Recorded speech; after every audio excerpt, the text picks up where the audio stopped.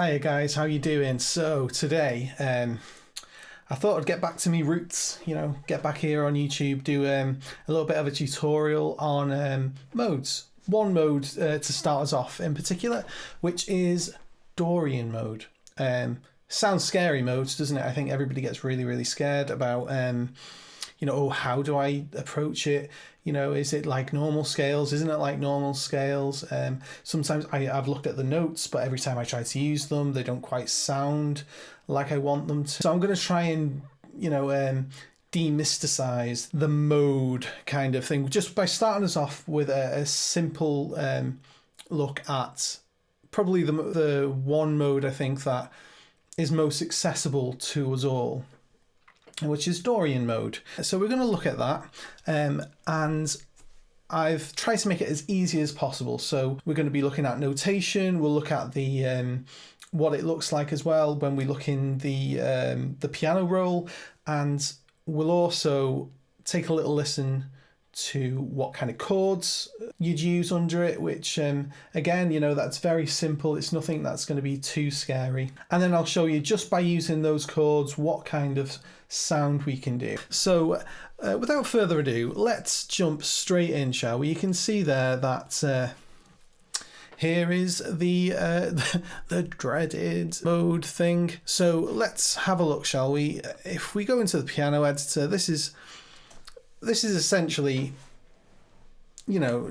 rubbish, isn't it? Right, so there's no point in me showing you this. But what I can do is I can show you what it would look like in notation with the notes on top of it. Okay, because if we just go back to the editor here, all we see, this is really good for like note length, note duration, but it's very, very clear for that, especially with more simplistic note lengths. But I do think it's really, really important to see, what it would look like as well in notation, and maybe learn a little bit about that. So we're not going to go into that too much today. I'll probably do another video for that. I've been promising actually for a while that I'd do a little bit of a video for that. So we'll do a tiny bit of that today. But mainly, this is like you would normally see on the notes editor. And in here, you can see that I've got individual notes, and this is just 2 octaves. So this is 2 octaves of the mode. Then we're moving on here, and I've got it into chords. Added again, just a little open fifth here, just to finish off on. And finally, this is still the same chords. However, I've arranged the chords a little bit more so that when we approach writing, then we can actually come to this and say, oh, right, okay, so Jeff's shown us how we can arrange some of the notes so it might sound good if we were just to put it straight into a pad. Yeah, so we can take the layout a little bit. And the great thing about today is that if you look in the description, you will see the Discord server.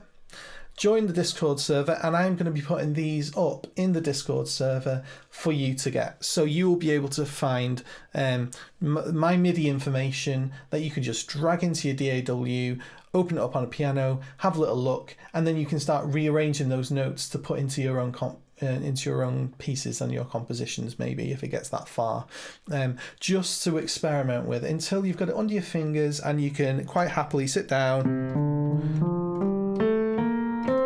and play the Dorian Mode. Okay, so first of all, we are going to take a look at it, and here, as I said, I've got it in 2 octaves. First of all, just to get us understanding what it sounds like, I've got it slower. Okay, so I've got these as breathes. That's what these notes are. And then I've gone into crotchets. Okay, for all you American friends as well, these are whole notes, and these are quarter notes. So let's do that, shall we? We'll just go from here.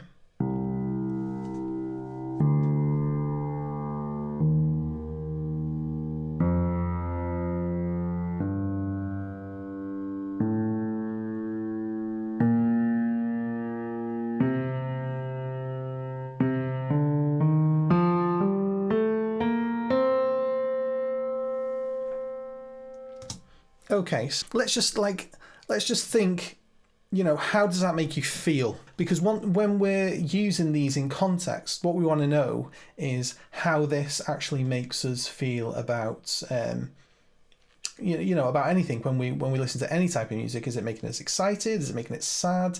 Is it making us happy? For me, Dorian is kind of, you know, it's a minor mode. We know that because this E flat here is not an E natural. So if we were in C major, you know, just a normal major scale, it would be C, D, E natural. But no, we've got an E flat here. So we know it's a minor mode. Okay? But it doesn't sound completely minor to me. It's downhearted, but at the same time, it's a little bit more like longing. Yeah, so it's like you're longing for something. The notes, let's just have a look at the notes. So then we've got F, G, and A natural. Okay, so we know that this isn't a true minor scale because this A natural here in a normal minor scale would be A flat. Let's have a little listen to that if it was A flat.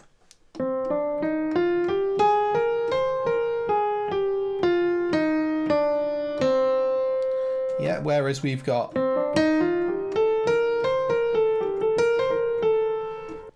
we know now that it's got more akin to a minor scale, but the A, which is the sixth, is sharpened, okay, which is the melodic minor scale. So we can think of the Dorian scale as the melodic minor scale. Okay, so you know, we can think of it as a minor scale. Okay, so that's in terms of the notes. You know, that's all there is really. Then we've got a B flat, which is fairly standard for a minor. Yeah, so we've got a minor 7 there. And the cool thing about the B flat is because we've got a D and then an F natural, we know that that B flat is going to be a major chord. Okay? When we think of this particular approach, the thing that is different between the harmonic and the melodic minor is that B flat. That B flat, when we approach this, what we should be thinking is that we're going to be weighting the feel onto that B flat. So if I was to play just a C minor chord, okay, well now it's just minor.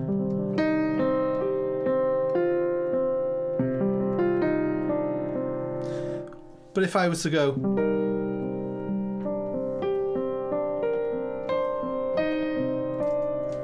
all of a sudden it's a little bit more in your face, you know, that you go, oof, oh, that interval between the E flat and the B flat with that C is, you know, it's a little bit clashy. And this is why that, you know, this kind of sound is very reminiscent to like early rock music, you know, like rock music in general, really, you know, like, you know, soft rock music, you know, it's or like acoustic ballads. They're all using this Dorian scale. Okay, so we're now going to go on to the chords because it's the chords that define it. It's you know, and this is a little bit of theory that just goes across the board. Okay, so we're going to take those initial notes here, and what we're going to do is we are going to spread them. We're going to miss one, and then we're going to add one, and we're going to miss one and add one. Okay, so when I say that, what I mean is that if we're on C, I'm not going to play D, but I'm going to go with E flat. I'm not going to play F, I'm going to go to G. And that's my first chord. And then we're going to do exactly the same from D. We're going to go from D, miss E flat, go to F, miss G, and go to A natural. And then we go to E flat, we're going to do the same. So we've got G, E, G, and B. And then we go to F, and we go F, A, C. So we're just using the notes in the scale. And I think this is what a lot of people get quite confused about in terms of, well, what chords do I play? Whenever you're approaching a scale, most of the time you are only using, at least at first, you are only using the notes that are in that scale to make up the chords, and use the same concept in a major key, just with a diatonic major scale. You would do the same. You go C, miss D, go to E, miss F, go to G, and you would do that all the way up.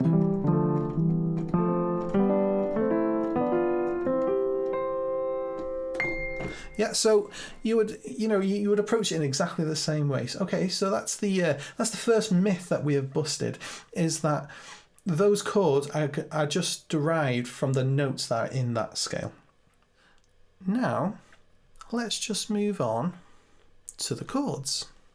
And the chords that we've got C, D, E flat, F, G, A diminished. That's the weird one.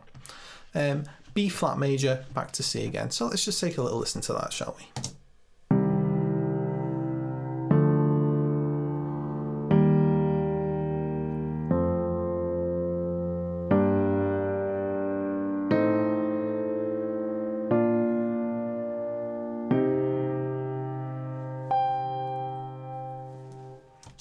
Cool. So you can hear there as well that, and this is a common thing really with Dorian mode, is it actually wants to resolve more to the fifth. I don't know why, but it does. Okay, so those are the chords, and as you can see, I've just laid them out nice and simple. So these are just triads with the bass underneath. Okay, I'm using bass clef here because this is C, D, E, and it's just very, very low. Okay, so I think I'll get rid of you. And then we will go to here, and this is where it gets a little bit more interesting. So instead of just having them, with in series, what we're doing now is we're thinking, okay, how are we going to arrange this? Yeah, where are the notes going to be placed? So then we say, okay, right. What we want is we don't want something just to go.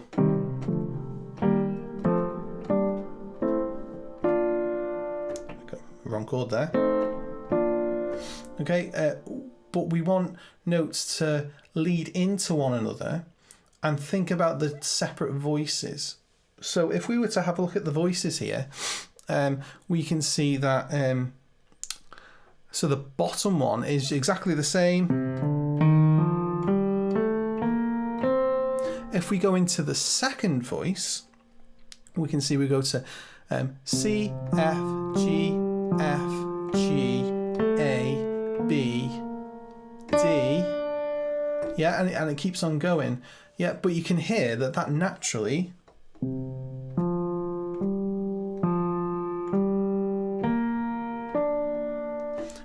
it's already a phrase in its own. Yeah, and then we move to the next one, which is G. So we've got G, A, B, A, G, A, D,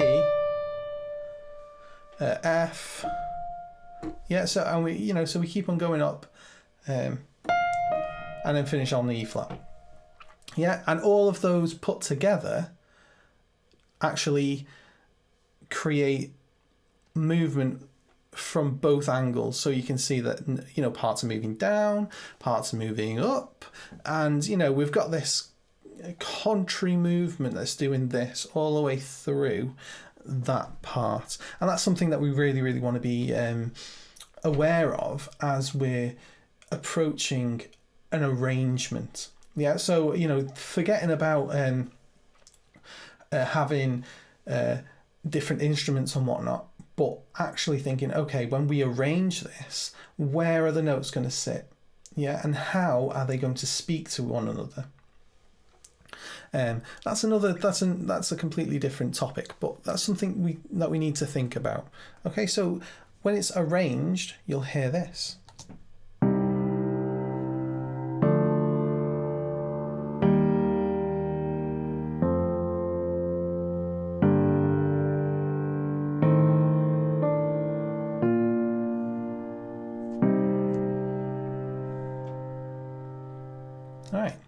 So there you can hear, apart from the fact that I've just used a passing note to get from this F to the whatever note that is.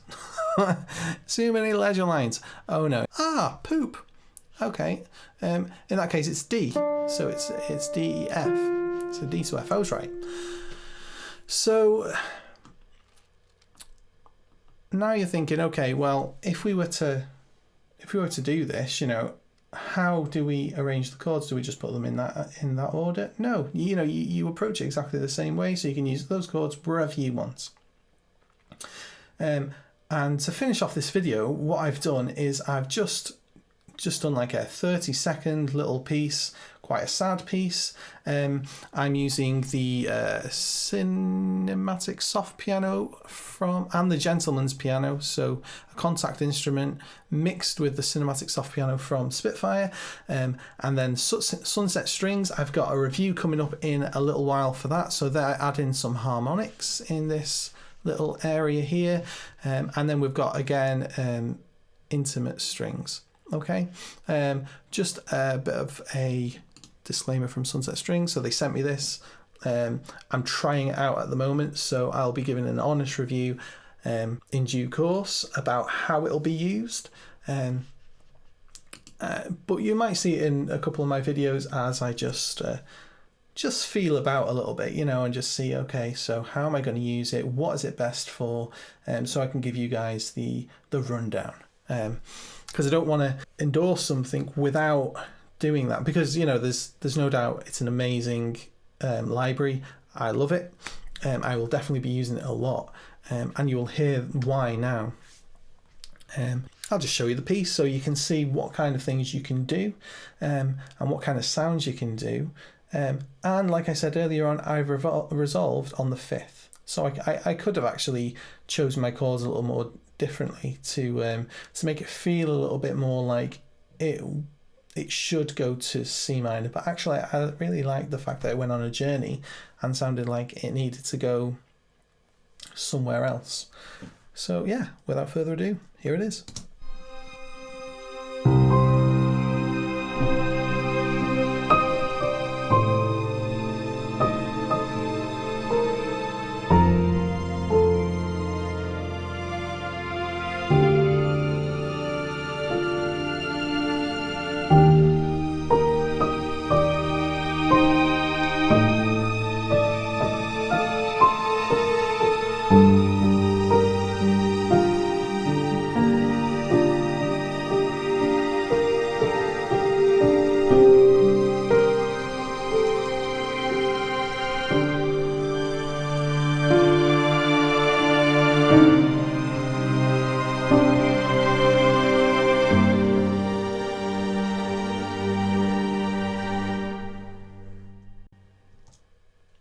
Well, there we have it. Whew, wasn't that a little bit of a roller coaster? It's nice and easy. You know, I'm not telling you anything here that is too scary, but this is just an introduction into the realm of minory goodness, and we'll see what else we can add to this. So the next scale I'll probably be looking at won't be Dorian, so we won't be looking at, you know, this for a little while now. But I think we might look at Lydian, because Lydian is quite an interesting one, and it's one that actually can add a little bit of source to Dorian. And then we might come back to Dorian and show how we can use Lydian and Dorian together, and then we might go on to something else. But yeah, as I said in the beginning, please, you know, look in the description. You will see these MIDI stems will be in the Discord. We would love to have you in the Discord. It's just such an amazing place. I love going there every single day. You know, there's more content as well that I put up all the time. So there's a free PDF that you can have a look at as well, where I tell you an introduction how to mix your tracks. I'm always going on live on Twitch as well, which hopefully I'll be coming live on here as well in a little while. Yeah, who knows? But I'll leave you go anyway. You know, like and subscribe if that's if you want to support me, because I really appreciate that. That's always a good one. If you didn't like it, please just, you know, tell me. Especially tell me in the comments as well, because, you know, I can improve, and also you help me, even if you dislike it. So yeah, thank you so much. And if there's anything you know that I don't know, or I haven't spoken about, that you think, oh, this little bit of information can help somebody else, then sharing the love is always good as well. Leave that in the comments. So without further ado, or further ado, as they say around where I'm from, I will see you later. Goodbye. Thank you for being awesome.